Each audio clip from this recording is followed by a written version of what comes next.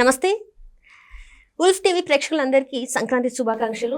So ఈ రోజు అయితే అంటే సంక్రాంతి పండుగ కానుకగా అయితే 3 సినిమాలు అయితే రిలీజ్ అయిపోయాయి. Game changer, Daaku Maharaj and ఇప్పుడైతే ఈ రోజు మనకి సంక్రాంతికి వస్తున్నాం అయితే రిలీజ్ అయిపోయింది. సో మరి ఆ సినిమా ఎలా ఉంది ఏంటి అనే అందరికీ ఉంటుంది. సో దీనికోసం అయితే మనకి రివ్యూ ఇవ్వడానికి మనతో పాటు ఉన్నారు ప్రముఖ సినీ ప్రొడ్యూసర్ రాహుల్ అయ్యర్ గారు. నమస్కారం సార్. నమస్తే అండి. ముందుగా మీకు సంక్రాంతి శుభాకాంక్షలు. Happy Sankranti to you. Thank you. So సంక్రాంతికి వస్తున్నాం. సో వెంకటేష్ గారి సినిమా అంటేనే మామూలుగా అది ఫ్యామిలీ సినిమా, అందరూ పిల్ల పాపలతో కలిసి వెళ్ళి చూసే సినిమా అని చెప్పేసి అందరూ అంటూ ఉంటారు. సో ఈ సంక్రాంతికి వస్తున్న సినిమా ఎలా ఉంది అసలు? సంక్రాంతికి అందరి ఇళ్ళకి వచ్చేసారు. అనిల్ రావిపూడి గారు వెంకటేష్ని కుటుంబ సపరివారి సమేతంగా వాళ్ళ ఇంటికి తీసుకొచ్చి కూర్చోబెట్టారు. ఎందుకంటే మనకు పండగ అంటే ముందు రంగురంగుల ముగ్గులు, గొబ్బిమ్మలు, పిండి వంటలు, మంచి మంచి వేడి అన్నం, నెయ్యి, ఆవకాయ, అందులో తూర్పుగోదావరి జిల్లాలో ఎలా చేసుకుంటారనేది ఈ సినిమాలో చూపించారు. అంటే నేను రంగులు అనేది ఏంటంటే సినిమాలో ఎంత విజువలైజ్డ్గా ఆ గ్రీనరీ, ఆ పొలాలు, ఆ సన్ఫ్లవర్స్, కంకులు, తినడానికి ఆవకాయ, కొత్త ఆవకాయ, కొత్త అల్లుళ్ళు వస్తే ఇంటికి ఎలా చూస్తారు, ఇంట్లో మామ, అత్త, మనవళ్ళు, పిల్లలు, ఇవన్నీ సంక్రాంతి పండగకి ఎలా ఉంటుందో అలాంటిదే సంక్రాంతికి వస్తున్నాం సినిమా.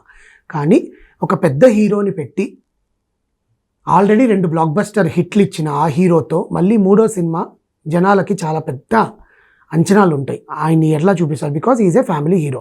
మనం అప్పట్లో కలిసి ఉందాన్రా, ప్రేమించుకుందాంరా, ప్రేమంటే ఇదారా, అలాంటి సినిమాల్లో వెంకటేష్ గారిని ఒక లవ్ యాంగిల్లో చూసుంటాం, ఘర్షణలో ఇంకొక లవ్ యాంగిల్లో చూసుంటాం. అవన్నిటికీ మించి ఇక్కడ ఒక కొత్త లవ్ యాంగిల్, అంటే ఇంట్లో ఇల్లాలు వంటింట్లో ప్రియురాల్లో వెంకటేష్ గారు సౌందర్య గారితో ఎలా అయితే కామెడీ చేస్తారో అలాంటిదే ఇప్పుడు మనకు ఇక్కడ ఐశ్వర్య రాజేష్ గారితో, మీనాక్షి చౌదరితో చేస్తారనమాట.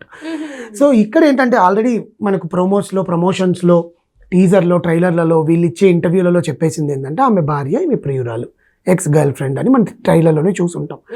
కానీ అసలు ఆ ఎక్స్ గర్ల్ ఫ్రెండ్ మళ్ళీ పెళ్ళైన, అసలు ఎందుకు ఎక్స్ గర్ల్ ఫ్రెండ్ అయింది, పెళ్ళైన వెంకటేష్ గారింటికి మళ్ళీ ఆమె ఎందుకు వచ్చింది అనేది మెయిన్ కథ. ఏ కారణంగా వచ్చింది అనేది దానికంటే ఒక టాస్క్ ఉండాలి కదా. ఆయన పోలీస్ ఆఫీసర్గా మనం ట్రైలర్లో చూపించాం. ఆ పోలీస్ ఆఫీసర్ పోలీస్ ఉద్యోగం వదిలేసి వైడి రాజు, సినరాజు అలియాస్ సినరాజుగా ఎందుకు తూర్పుగోదావరి జిల్లా రాజమండ్రిలో సెటిల్ అయ్యారు. భార్యని ప్రేమించే ఒక వ్యక్తిగా వెంకటేష్ గారిని మనకి ఇంట్రడ్యూస్ చేస్తారు. భార్య అంటే ప్రాణం, భార్య కోసం ఏమైనా చేస్తాం. అలాంటి వెంకటేష్ గారి లైఫ్లో మళ్ళీ మీనాక్షి అనే మళ్ళీ ఒక పోలీస్ ఆఫీసర్ మళ్ళీ ఎందుకు ఎంటర్ అయింది, వాళ్ళందరూ కలిసి ఏం చేశారనేది సినిమా కథాంశం. దీంట్లో వైవిధ్యంగా మనం చెప్పుకోవాల్సింది కామెడీ. అన్నిటికన్నా ముఖ్యమైన మనకుండే కళలలో నవ్వించడం అనేది ఒక ముఖ్యమైన కళ. అది చాలా కష్టం. ఒక మనిషిని మనం థియేటర్లో నవ్వించామంటే నువ్వు గెలిచినట్టే. అలాంటిది 2.5 గంటల సేపు సినిమాలో మనల్ని నవ్వించడం అంటే ఎంత కత్తి మీద సామో ఆలోచించండి. డైలాగ్స్, స్క్రీన్ ప్లే, రైటింగ్, ఆ టైమింగ్. ఎందుకంటే వెంకటేష్ గారు ఒక్కడే కామెడీ చేయకూడదు, వెంకటేష్ గారు చుట్టుపక్కల ఉండే వాళ్ళందరూ కామెడీ చేయాలి, అప్పుడే జనాలకు నవ్వు వస్తుంది. దాంట్లో ముఖ్యంగా చెప్పుకోవాల్సింది 2 క్యారెక్టర్ని. మామగా నటించిన మురళీధర్ గౌడ్, మన బలగం సినిమా మురళీధర్ గౌడ్ గారు, అండ్ పనోడుగా చేసిన పమ్మి సాయి అని ఒక క్యారెక్టర్ ఆర్టిస్ట్. వీళ్ళిద్దరూ వెంకటేష్ గారు రైట్ హ్యాండ్, లెఫ్ట్ హ్యాండ్గా కామెడీ.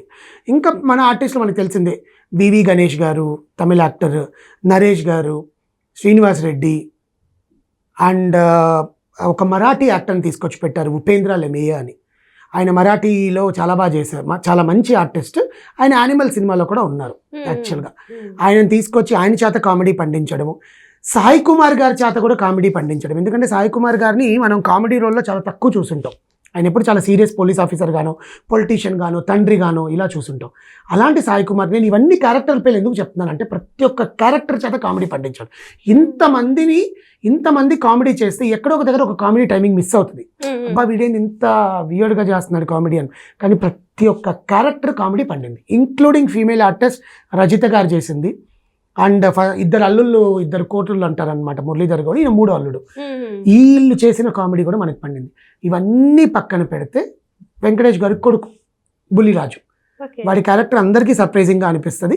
దాంట్లో కూడా ఒక మెసేజ్ ఓరియంటెడ్ క్యారెక్టర్ ఇచ్చారనమాట. అంటే చిన్నపిల్లలు ఓటీటీలకి టీవీలకి అలవాటు పడితే ఎలా రియాక్ట్ అవుతారు అది కామెడీ యాంగిల్లో చూపించారు. దాన్ని జనాలకి ఒక ఫ్యామిలీతో వెళ్ళినప్పుడు ఓకే మన పిల్లలు కూడా ఇలా ఉంటారేమో ఇలా అవుతారేమో అన్న ఒక భావన కలిగిస్తుంది. సో ఎందుకంటే అనిల్ రావిపూడి గారి ప్రతి ఒక్క సినిమాలో మెసేజ్ ఓరియంటెడ్. F2 చూసినా అలాగే ఉంటుంది, రాజా ది గ్రేట్లో అలాగే ఉంటుంది, పటాస్ ఇది ఆయన 8th ఫిలిం అండి, డైరెక్టర్గా 8th ఫిలిం.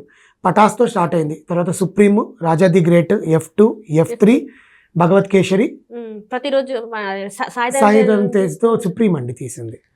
సుప్రీం తర్వాత ఆయన మళ్ళీ సాయిధరం తేజ్తో ఏం తీయలేదు.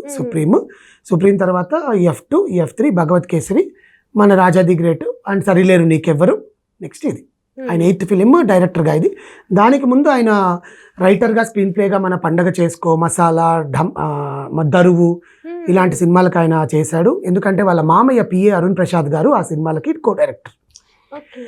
అండ్ ఆగడుకి ఆయన స్క్రీన్ ప్లే శ్రీను వైట్ల గారి దగ్గర నుంచి ఎప్పుడైతే కోన వెంకట్ గారు వెళ్ళిపోయారో దుకుడు తర్వాత ఆగడు సినిమాకి అనిల్ రావిపూడి గారు ఆ సినిమాకి స్క్రీన్ ప్లే రైటర్ అనమాట ఆగడు.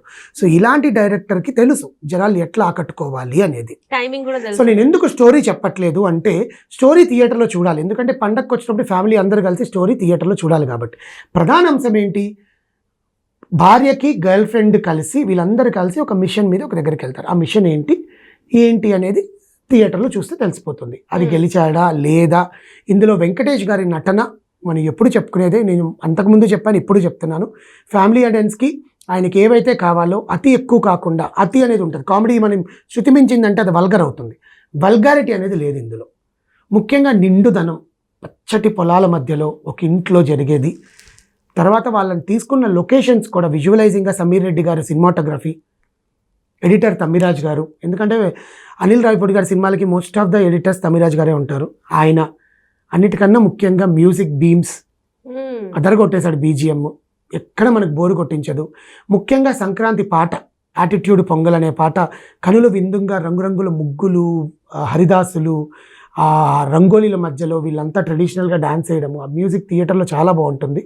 ఫస్ట్ సాంగ్ సినిమా ఓపెనింగే అందరికీ మనసుల్ని ఆకట్టుకున్న రమల్ గోగుల్ గారు పాడిన గోదావరి గట్టుమిడింద సాంగ్. ఆ సాంగ్కి పిక్చరైజేషన్ చాలా బ్యూటిఫుల్గా, దానికి తగ్గట్టుగా దానికి మళ్ళీ మనకు ఒక సీన్ రాసుకున్నారు ఆ సాంగ్ ఏంటి అనేది. సో ఇవన్నిటి మేళవింపే సంక్రాంతికి వస్తున్నాం సినిమా. సో ప్రజలందరూ పండగ పూట భోజనాలు చేసి సంక్రాంతి తర్వాత సాయంత్రం హ్యాపీగా థియేటర్కి వెళ్ళి ఫ్యామిలీ ఆడియన్స్తో కూర్చొని ఫ్యామిలీలో మన సినిమా లాగా సినిమాని ఆదరించడం జరుగుతోంది. నిన్నటి నుంచి యూఎస్ రివ్యూ వచ్చేసింది. ఈరోజు పొద్దున్న థియేటర్స్ అందరూ హౌస్ఫుల్. కలెక్షన్స్ విషయం పక్కన పెడితే సంక్రాంతికి వెంకటేష్ గారు ఎప్పుడు మనల్ని సాటిస్ఫై చేస్తారనే దాన్ని మళ్ళీ ప్రూవ్ చేశారు. అంటే ఈ సినిమాలో పాజిటివ్స్ నెగిటివ్స్ అంటే ఏం మాట్లాడతారు? Negative it's a routine story అండి. రొటీన్ స్టోరీని స్క్రీన్ ప్లే పదంగా మార్చుకోవడం. ఎందుకంటే ఒక పోలీస్ ఆఫీసర్ వెళ్ళి ఒకరిని కాపాడడం తీసుకురావడం అంటే రొటీన్ అనేది మనం చెప్పడం కానీ చాలా సినిమాల్లో చూసాం ఇది. కానీ మనకు కొత్తగా ఎలా చూపించారు అది కామెడీలో. ఇప్పుడు కామెడీ హర్రర్ మూవీస్ చూస్తుంటాం, pure length full and length comedy movies చూసేసి ఉంటాం. ఇది కామెడీలో ఒక మెసేజ్. ఇందులో ముఖ్యమైన క్యారెక్టర్ ఏంటంటే ఒక మెసేజ్ ఓరియంటెడ్. మనం మాతృదేవోభవ, పితృదేవోభవ, ఆచార్య దేవోభవ, అతిథి దేవోభవ అంటాం. ఈ నాలుగిట్లో మూడో ఆప్షన్ ఎంచుకున్నారు అనిల్ రావిపూడి గారు. అది ఏంటో మనం చూస్తాం.